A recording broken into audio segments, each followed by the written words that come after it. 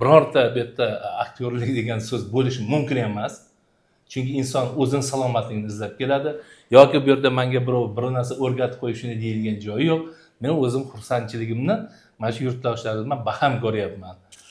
Barchaga assalomu alaykum. Biz Andijonda sihat klinikasidamiz. Bugun 21-iyul va navbatdagi bemorimiz qandli diabetni ikkinchi tipidan xalos bo'lish uchun operatsiyani o'tkazdi.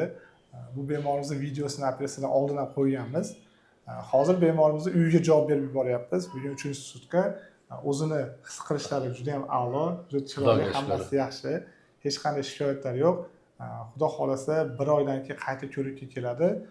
Hozir operatsiyadan keyingi o'zini holati va taassurotlari haqida biroz so'raymiz. Assalomu alaykum. Assalomu alaykum Shavkatjon. Assalomu alaykum hamyurtlar. Avvalambor sizlarga men o'zimning minnatdorchiligimni bildirishim kerak.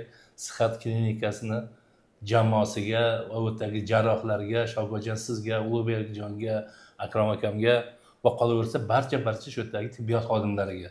Men uzoq yillardan buyon, deyarli 15 yillardan buyon sahar diabetining ikkinchi turi bilan kasallanib kelardim.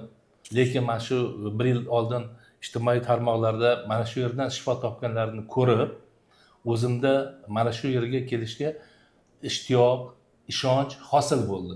Uni oxirgi oqibatlari ham insonni tinch qo'ymaydi.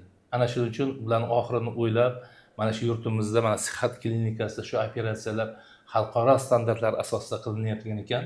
Shundan xabardor bo'lib, o'rganib va sizlarga ixlos qilib keldik. Mana Xudoga ming qatla shukr. Mana bugun 4-kun bo'lsa, o'zimizni oyog'imizda turib chiqib ketyapmiz. Kelganimda saharim och qoringa 11-12 bo'lgan bo'lsa, yoki to'q qoringa 20-21 bo'ladigan bo'lsa, mana bugun chiqishimda 1-kun operatsiyadan keyingi kunda o'zidayoq 8, ikkinchi kuniga 6,5, bugun 5-2 ga tushdi och qoringa. Bu Xudoyim avalasi bu Allohimning bizga bo'lgan marhamati. Albatta. Qolaversa sizlar sababchi.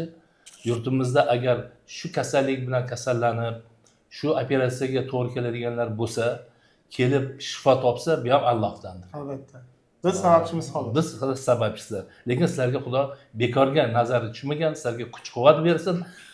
Mana shu dargohimiz doim tinch xotirjam bo'lsin.